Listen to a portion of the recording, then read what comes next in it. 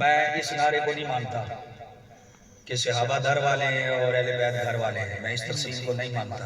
آج کھلی گنڈن زبان نشوزی صاحب میں نہیں مانتا۔ صدیق اکبر اور فاروق اعظم کو تم در پہ بٹھاتے ہو، تم اپنی تحقیق پاس رکھو۔ جملہ نوٹ کرنا بھائی علامہ نادر صاحب، قبلہ استادی میں آپ کا دامن تھام کے بھی جملہ دینے لگا ہو۔ تم ابو بکر و عمر کو مصطفیٰ کے گھر سے نکالتے ہو۔ اوہ مصطفیٰ آج جہاں آرام فرمائے نا وہ عائشہ صدیقہ کا گھر ہے، میرے نبی کا گھر ہے، تم ان کو گھر سے نکالتے ہو۔ ابو بکر اور عمر آج بھی میرے نبی کے گھر میں آرام فرمائے۔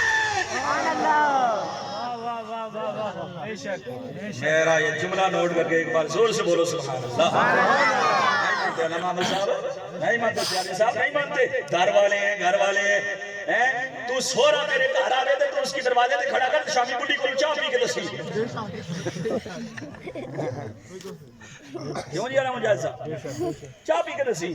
تو صدیق اکبر کو دروازے پہ کھڑا کرتا ہے اور نہ کرے دے۔ نہیں یہ بے قدری والا جملہ ہے۔ در تے کتے ہوندے نے اوے در تے اساں بیٹھے ہوئے ہیں جڑے کتے ہیں، اساں بیٹھے ہوئے ہیں اوے وہ مقام حضوری والے ہیں۔